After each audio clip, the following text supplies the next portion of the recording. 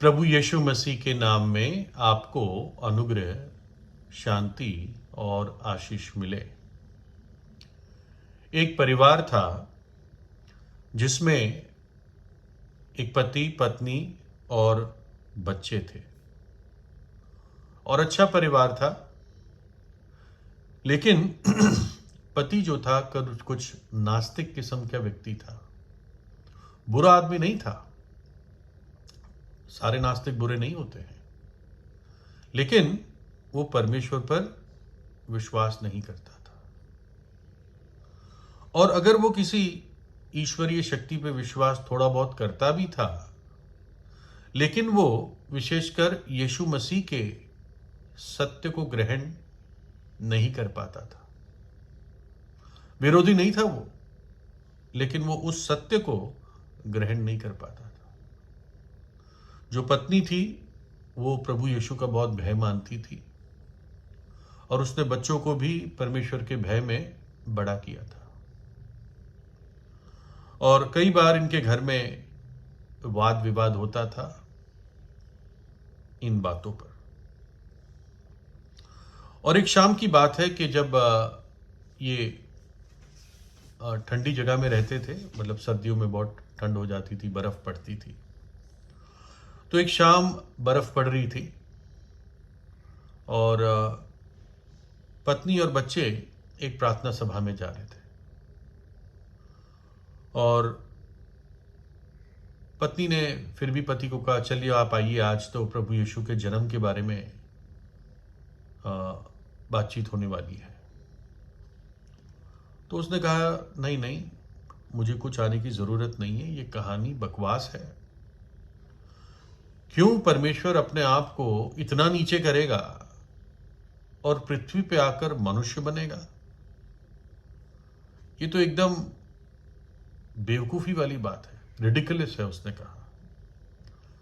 तो वो तो घर पे रहा और माँ और बच्चे उस प्रार्थना सभा में गए। थोड़ी देर बाद बर्फ तो पड़ी रही थी, अब आंधी चलने लगी और अब बर्फीला तूफान शुरू हो गया, जिसको इंग्लिश में ब्लिजर्ड कहते हैं। और आदमी ने खिड़की के बाहर देखा, शीशे की खिड़की के बाहर, तो अब कुछ दिखाई भी नहीं दे रहा था, इतना आंधी और उड़ता हुआ बर्फ था।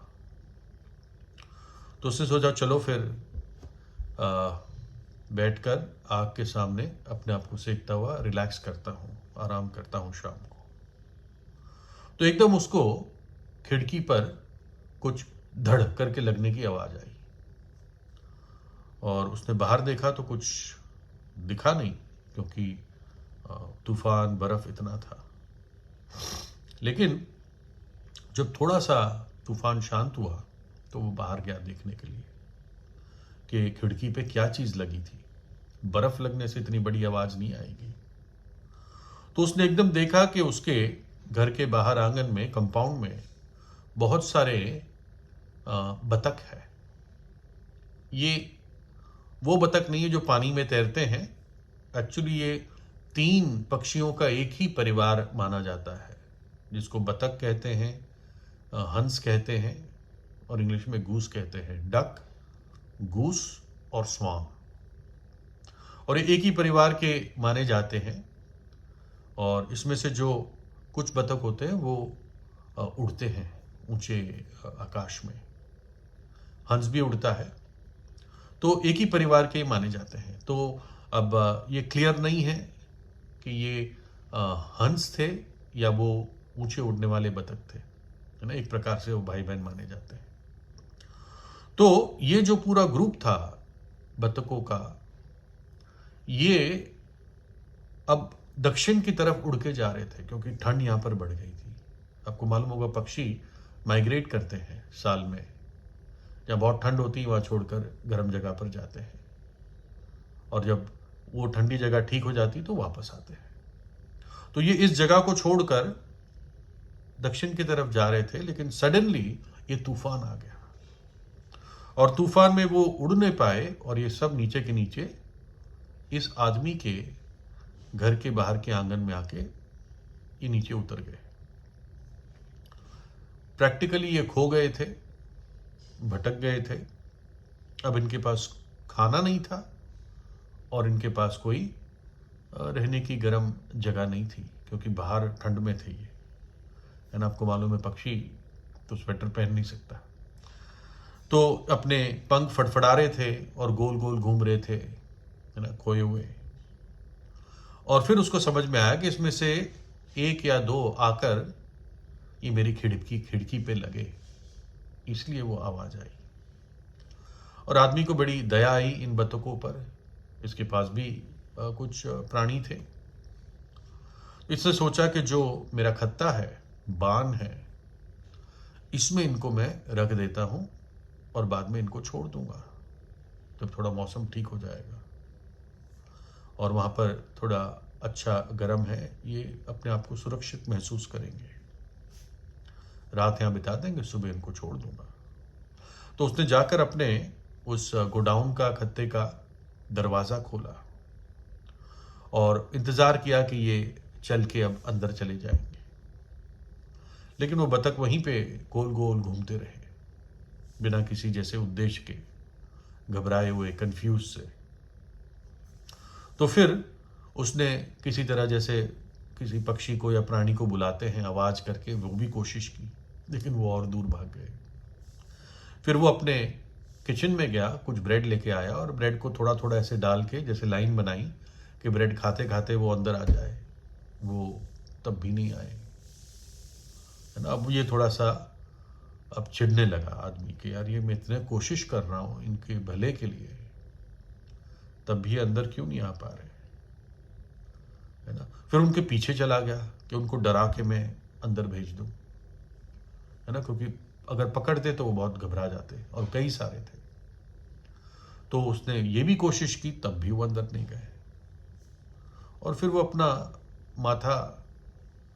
माथे पर हाथ रख के, जैसे कहते हैं, कहने लगा यार मेरे पीछे क्यों नहीं आ रही है। क्या इनको ये नहीं पता चलता है कि ये एक ही जगह है जिससे वो ये इस बर्फीली शाम और तूफान से बच सकते हैं, है ना। क्यों नहीं आ रहे, मैं इनका कोई नुकसान थोड़ी कर रहा हूं, है ना।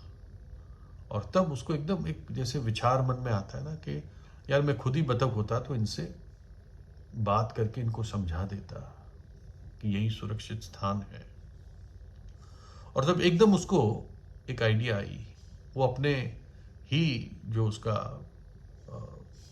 प्रॉपर्टी थी उसमें जाकर उसने बतख रखे थे, अपना खुद का एक बतख लेकर आया और उसको हाथ में रखा और उन बतखों के बीच में चला गया। और फिर उसने अपने बतख को हाथ से छोड़ा और वो बतख एकदम खत्ते में भागा, गोडाउन में भागा और उसके पीछे पीछे ये सारे भाग गए और सबके सब सुरक्षित अब खत्ते में आ गए। और इसको शांति हुई कि चलो अब ये सुरक्षित रहेंगे।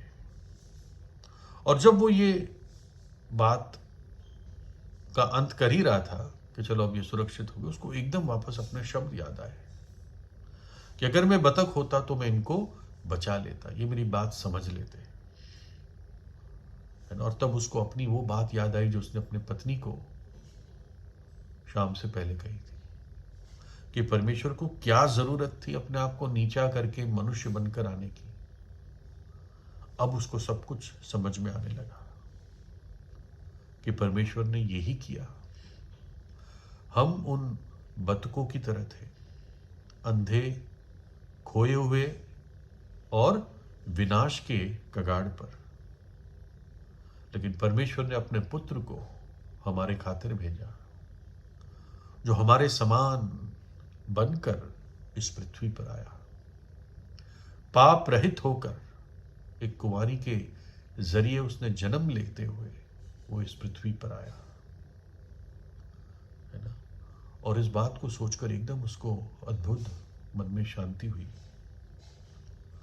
और तब उसको समझ में आ गया कि प्रभु यीशु मसीह क्यों जगत में आया, है ना। इतने साल मैंने शक में और अविश्वास में बिता दिए थे और अब वो सब कुछ दूर हो गया। जैसे वो तूफान दूर हुआ, इसके शक शुबे, इसका अविश्वास भी दूर हो गया। और वहीं पर वो उस बर्फ में ही अपने घुटनों पर आया और उसने अपनी पहली दिल से सच्ची प्रार्थना की, परमेश्वर तेरा धन्यवाद करता हूं कि तू मनुष्य रूप में होकर इस धरती पर आया ताकि मुझे इस तूफान से बचा ले। और ये सच बात है, कोई भी पापी जो सच्चे हृदय से ऐसे पश्चाताप करता है, अपने पापों से मन फिराता है, परमेश्वर की सहायता से अपने पापों को त्याग देता है और प्रभु यीशु पे विश्वास करता है, जो मनुष्य रूप में वास्तव में परमेश्वर था, जिसने हमारे खातिर अपने प्राण क्रूस पर दिया, अपना बलिदान दिया, हमारे लिए वध हो गया, हमारे लिए बलि का मेमना बन गया, मेरे और आपके लिए दुख उठाया, पीड़ा उठाई, मेरी सजा को अपने ऊपर उठाया और अपना पवित्र लहू बहाया ताकि मेरे पापों के लिए प्रायश्चित हो और मेरे पाप धुल जाएं।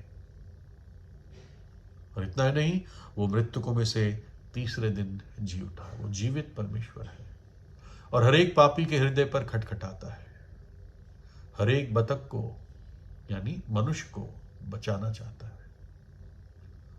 तो प्रार्थना कीजिए, विश्वास कीजिए, विश्वास ही से मनुष्य का उद्धार हो सकता है। अच्छे कर्म अच्छे होते हैं, लेकिन अच्छे कर्म से, धर्म कर्म के काम से मनुष्य स्वर्ग नहीं जा सकता, मुक्ति नहीं पा सकता, उद्धार नहीं पा सकता। अच्छे से अच्छे हमारे काम परमेश्वर के पवित्र पवित्र पवित्र आंखों के सामने मैले चिथड़ों के समान है। इसलिए यीशु मसीह के लहू के द्वारा ही एक पापी उद्धार पा सकता है। स्वर्ग के नीचे पृथ्वी के ऊपर एक ही नाम दिया गया है जिसके द्वारा मनुष्य उद्धार पा सकता है। प्रभु यीशु आपको आशीष दे।